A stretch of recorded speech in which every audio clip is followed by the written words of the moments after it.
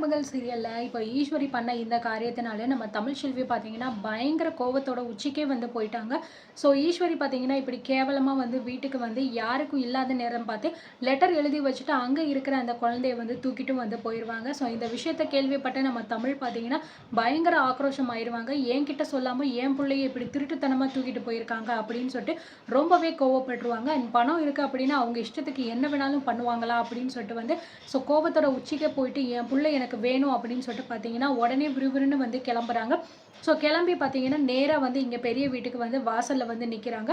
இந்த மாதிரி தமிழ்ச்செல்வியும் வந்திருக்கா அப்படிங்கிறத தெரிஞ்சுக்கிட்டு பார்த்தீங்க அப்படின்னா இந்த பக்கம் வந்து ஈஸ்வரி, சித்ரா அதுக்கப்புறம் வந்து அவங்க 2 பேருமே வந்து வெளியில வராங்க. ஸோ வெளியில வந்தோனே பார்த்தீங்க அப்படின்னா, நம்ம தமிழ்ச்செல்விய பார்த்து ஈஸ்வரி வந்து ரொம்பவே நக்கலா வந்து சிரிக்கிறாங்க. ஸோ சிரிச்சுட்டு வந்து, "என்ன எதுக்காக இப்போ இங்க வந்து நிக்கிற நீனு? உனக்கு என்ன வேணும்?" அப்படின்னு சொல்லிட்டு சொல்லும்போது, "இப்படி வெட்கமே இல்லாம வீட்ல யாரும் இல்லாத நேரம் பார்த்து என் புள்ளைய தூக்கிட்டு வந்திருக்கீங்க. உங்களுக்கெல்லாம் வெட்கமா இல்ல, அசிங்கமா இல்ல?" அப்படின்னு சொல்லிட்டு நம்ம தமிழ்ச்செல்வி வந்து கேவலமா கேள்வி கேட்கிறா. ஸோ இத கேட்டு ஈஸ்வரிக்கு ரொம்பவே வந்து கோவம் வந்துருது. "ஏய் என்ன பேசிக்கிட்டு இருக்க? யார்கிட்ட பேசுற அப்படிங்கிறது உனக்கு ஞாபகம் இருக்கா இல்லையா? நான் ஈஸ்வரிடி" அப்படிங்கிற மாதிரி வந்து சொல்கிறாங்க. "நீங்கள் யாரை வேணாலும் இருந்துட்டு போங்க, அதை பற்றி எனக்கு தேவையே கிடையாது. என் பிள்ளைய என் பெர்மிஷன் இல்லாமல் தூக்கிட்டு வர்றதுக்கு நீங்கள் யார்? அந்த உரிமையை உங்களுக்கு யார் கொடுத்தது?" அப்படின்னு நம்ம தமிழ்ச்செல்வி கேட்குறாங்க. "யார் கொடுத்ததா? யாருடி கொடுக்கணும்? இது எங்கள் வீட்டு வாரிசுடி. இந்த குழந்தைய எப்போ தூக்கிட்டு வரணும், எங்கள் கூட இருக்க வைக்கணும் அப்படிங்கிறது எனக்கு நல்லாவே வந்து தெரியும். அது மட்டும் கிடையாது. பஞ்சாயத்து தீர்ப்புப்படி திங்கட்கிழமை காலையில 10 மணிக்குள்ள அழகரை நீங்க எங்களுக்கு குடுத்துருக்கணும். ஆனா நீ உன் இஷ்டப்படி இந்த குழந்தைய உன் வீட்டுக்குள்ள நீ வச்சுக்கிட்டு இருக்க" அப்படின்னு சொல்லும்போது, நான் வந்து என் இஷ்டப்படி வச்சிருக்கேனா? உங்க வீட்டு பெரிய ஆளுக எங்க போனாங்க? என் புள்ள மீனாட்சிய இன்னைக்கு என்கிட்ட ஒப்படைச்சிருக்கணும். அப்படி அவங்க ஒப்படைக்காம அவங்க இஷ்டத்துக்கு சென்னைக்கு போயிட்டு உட்காந்துக்கிட்டு இருக்காங்க அப்படிங்கிற மாதிரி சொல்லும்போது, "இங்க பாரு, அவங்க வெளியூர் போயிருக்காங்க. போன இடத்துல ஒரு சின்ன வேலை ஆயிருச்சு. அதனால உன்கிட்ட குழந்தைய ஒப்படைக்க முடியல. அதுக்காக நீ கையில வச்சிருக்கிற குழந்தைய எங்ககிட்ட ஒப்படைக்க மாட்டேன்னா அது எப்படி நியாயம்?" அப்படிங்கிற மாதிரி கேட்கும்போது, "ஒழுங்கு மரியாதையா என் குழந்தைய கொண்டு வந்து என்கிட்ட கொடுத்துருங்க. அப்படி இல்ல அப்படின்னா" அப்படின்னு சொல்லும்போது, "என்னடி பண்ணுவ? உன்னால என்ன பண்ண முடியும்? இங்க பாரு, இப்ப நான் வந்து உன்கிட்ட இருந்து உன் குழந்தைய தெரியாம தான் எடுத்துட்டு வந்திருக்கேன். இப்போ உன்கிட்ட 2 குழந்தையுமே இல்ல. இதுதாண்டி உன்னோட நிலைமை. இதுக்கப்புறமும் என்னைக்குமே உன்னால இந்த குழந்தைங்க கூட இருக்கவே முடியாது. நிரந்தரமா உன் குழந்தைங்க 2 பேரையுமே நீ பிரிஞ்சு தாண்டி வாழணும்." அப்படிங்கிற மாதிரி சொன்னோனே தமிழ்ச்செல்விக்கு பயங்கரமா வந்து கோவம் வந்துருது. ஸோ இதனால ஈஸ்வரி கன்னத்திலே பார்த்தீங்கன்னா பலார்னு ஒரு அறைய வந்து விட்டுடுறாங்க. "என்ன பேச்சு பேசிக்கிட்டு இருக்க? என் குழந்தைய என்கிட்ட இருந்து நீ பிரிக்க போறியா? அது இந்த ஜென்மத்துல நடக்காது. அப்படி ஒரு நிலைமை வந்துச்சு அப்படின்னா நீ உயிரோடையே இருக்க மாட்ட" அப்படின்னு பயங்கரமா சவால்லாம் விட்டுட்டு பார்த்தீங்கன்னா அந்த இடத்த விட்டு விறுவிறுன்னு ஆட்டோல கிளம்பி போயிடுறாங்க. ஸோ தமிழ்ச்செல்வி இந்த மாதிரி அற விட்டதுனால நம்ம ஈஸ்வரி பார்த்தீங்கன்னா பயங்கரமா அசிங்கமாகி அவமானப்பட்டுடுறாங்க. ஸோ கோவத்திலையும் இருக்காங்க. ஒன்றும் இல்லாத ஒன்றுத்துக்கும் லாய்க்கு இல்லாத இவ என்ன வந்து அடிச்சுட்டு போறாளா? இவளை என்ன பண்றேன்னு மட்டும் பாரு. இந்த ஜென்மத்துல இல்லை, இனி எந்த ஜென்மத்திலையும் இவ குழந்தை கூட சேரவே கூடாது. சேரவும் விட மாட்டேன் அப்படின்னு சொல்லிட்டு பார்த்தீங்கன்னா ஈஸ்வரி ரொம்பவே கோவமா வந்து உள்ளுக்குள்ள போயிடுறாங்க. ஸோ இந்த பக்கம் பார்த்தீங்க அப்படின்னா நம்ம தமிழ்ச்செல்வியால வந்து பொறுமையா இருக்கவே முடியல. இப்படி என்கிட்ட சொல்லாம என் புள்ளைய தூக்கிட்டு போயிட்டு அவ்வளோ திமிரா அவங்களுக்கு? அப்படின்னா அப்ப என் குழந்தைய நானும் போய் தூக்கிட்டு வருவேன் அப்படின்னு சொல்லிட்டு அவசர அவசரமா பார்த்தீங்க அப்படின்னா தன்கிட்ட இருக்கிற காசு எல்லாமே வந்து போட்டுட்டு சென்னைக்கு உடனே பார்த்தீங்கன்னா ஃப்ளைட் வந்து புக் பண்ணி உடனே கிளம்பி அவங்க சென்னைக்கு வந்து போறாங்க. ஸோ சென்னைக்கு போயிட்டு இறங்கின உடனே பார்த்தீங்க அப்படின்னா இங்க மலருக்கு வந்து ஃபோன் பண்றாங்க. ஃபோன் பண்ணி, "உங்க லொகேஷனை எனக்கு அனுப்புங்க. நீங்க எங்க இருக்கீங்க?" அப்படிங்கிற மாதிரி கேட்குறாங்க.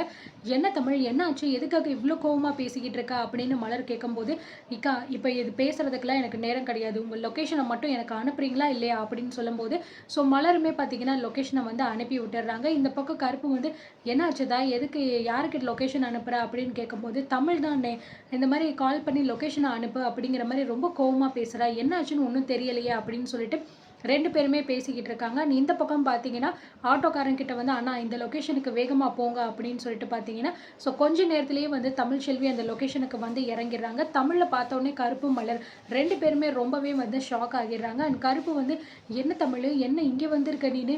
எதுக்கு தான் இவ்வளோ தூரத்தில் வந்திருக்க? நாங்கள் தான் உங்ககிட்ட எல்லாத்தையும் சொல்லிட்டோமே விலாவரியா. இந்த மாதிரி வந்த இடத்துல வேலை ஆயிடுச்சு. மீனாட்சி 2 நாளுக்குள்ள நாங்கள் கொண்டு வந்துருவோம்னு சொல்லிட்டு. அப்புறம் எதுக்கு இப்படி அவசரப்பட்டு நீங்க வந்து நிற்கிற? ஏன் இவ்வளோ கோவமா இருக்க?" அப்படின்னு கருப்பு கேட்குறாரு. அதான் அழகர் தான் உன்கிட்ட இருக்கார்ல அப்படிங்கிற மாரி சொல்லும்போது, அழகர் என்கிட்ட தான் இருக்கான்னு உங்களுக்கு யார் சொன்னது? அப்படிங்கிற மாரி சொன்னா. என்னத்தா என்ன பேசிக்கிட்டு இருக்க? மீனாட்சி எங்ககிட்ட இருக்கான்னா, அழகர் உன்கிட்ட தானே இருக்கணும் அப்படின்னு சொல்லும்போது, அதெல்லாம் கிடையாது. அழகர் என்கிட்ட கிடையாது. உங்க பெரிய வீட்ல இருந்து இந்த ஈஸ்வரியும், சித்ராவும் வந்து யாரும் இல்லாத நேரம் பார்த்து எங்க வீட்ல இருந்த அழகர வந்து தூக்கிட்டு போயிட்டாங்க. அதுவும் லெட்டர் எழுதி வச்சுட்டு அப்படின்னு சொல்லும்போது, கருப்பு, மலர் 2 பேருமே ரொம்பவே அதிர்ச்சி ஆயிறாங்க. என்ன தமிழ் என்ன சொல்லிக்கிட்டு இருக்க? அப்படின்னு சொல்லும்போது, ஆமாக்கா. இப்படிப்பட்ட ஒரு கேவலமான வேலைய தான் அந்த பெரிய வீட்ல உள்ளவங்க பார்த்துருக்காங்க. அவங்களே அவ்ளோ திமிரா பண்ணும்போது, அதுவும் என் குழந்தைய என்கிட்ட இருந்து பிரிச்சு கொண்டு போம்போது, இங்க இருக்கிற மீனாட்சிய நான் கூட்டிட்டு போறதுல என்ன தப்பு? எனக்கு என் குழந்தை வேணும். இதுக்கப்புறம்லாம் என்னால இப்படிலாம் விட்டு வைக்கவே முடியாது. இந்த பிரச்சனைய நீங்க ஊருக்கு வந்ததுக்கப்புறம் நான் என்ன பண்றேன்னு மட்டும் பாருங்க. இப்போ மீனாட்சிய நான் கூட்டிட்டு போயே ஆகணும். அவ எங்க இருக்கா? அப்படிங்கிற மாரி சொல்லும்போது, இந்த மாரி உள்ள வந்து மீட்டிங் போய்க்கிட்டு இருக்குதா? அப்படிங்கிற மாரி கருப்பு சொல்றாரு. மீட்டிங் போனாலும் சரி, போகலனாலும் சரி, எனக்கு என் புள்ள வேணும். எங்க இருக்கான்னு மட்டும் சொல்லுங்க அப்படின்னு சொல்லும்போது, கருப்புமே வேற வழி இல்லாம மீட்டிங் நடக்கிற ஹால காமிச்சுறாரு. ஸோ அங்க போனோனே பார்த்தீங்கன்னா, மீட்டிங் போய்க்கிட்டு இருக்கு. உள்ள போன தமிழ் வந்து 1 நிமிஷம் அப்படின்னு பார்த்தீங்கன்னா நிப்பாட்டுறாங்க. ஸோ எல்லாருமே பார்க்குறாங்க. அந்த சேதுவுமே ரொம்பவே அதிர்ச்சியாகி எந்திரிச்சு நிக்கிறாரு.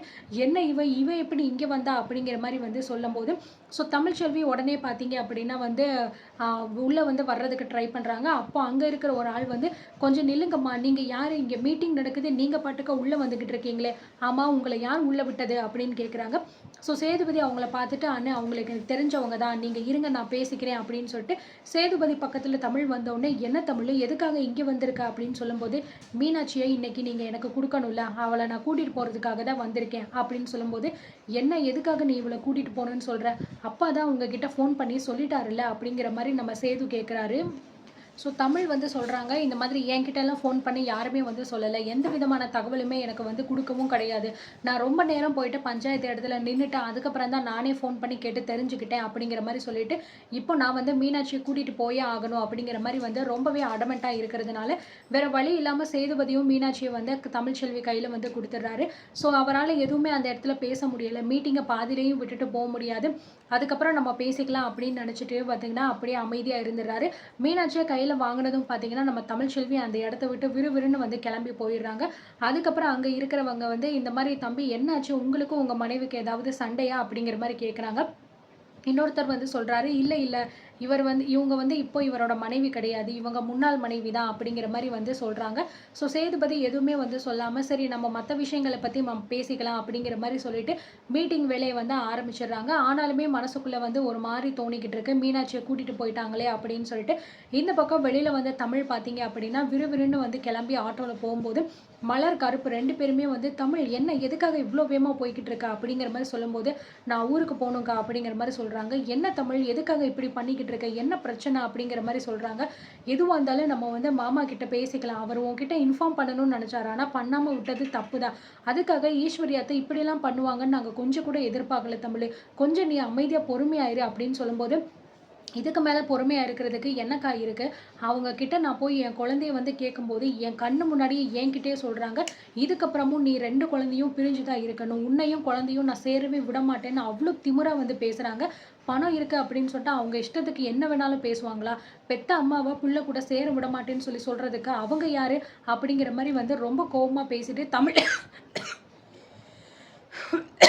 அந்த இடத்த விட்டு கிளம்பிடுறாங்க. இதனால கருப்பு, மலர் 2 பேருமே வந்து, "என்னண்ணே இப்படியெல்லாம் நடந்துருச்சு. எதுக்காகண்ணே அவங்க இப்படியெல்லாம் பண்றாங்க?" அப்படின்னு சொல்லும்போது, அந்த ஈஸ்வரி அம்மாவுக்கு வேற வேலையே இல்ல போல இருக்கு. இப்படி பிரச்சனைய இழுத்து விட்டு வந்துருச்சு.